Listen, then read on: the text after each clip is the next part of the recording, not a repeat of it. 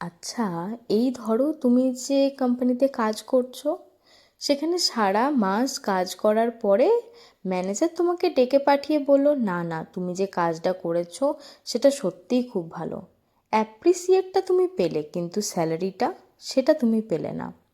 তাহলে ভাবছো এইরকমও আবার হয় নাকি? কী যে যা তা বলছি! বিশ্বাস করো, আমরা যারা হোম মেকার বা হাউসওয়াইফ, আমাদের সাথে যুগ যুগান্তর ধরে কিন্তু এটাই হয়ে আসছে। সারাদিন কাজের শেষে কয়েকটা কথা আমাদের কাছে আসে, না না, রান্নাটা কিন্তু খুব ভালো হয়েছিল, তুমি যেরকমভাবে সংসারটা চালাচ্ছ এরকম করে হয়তো কেউ পারবে না।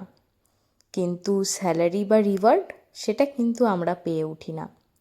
তাই হাজবেন্ডদের উদ্দেশ্যে একটাই কথা, খেয়ে প্রশংসা তো অবশ্যই করছো, তার সাথে সাথে ঘোরাতে নিয়ে চলো। একদিন হয়তো হাতে একটা গোলাপই দিয়ে দিলে,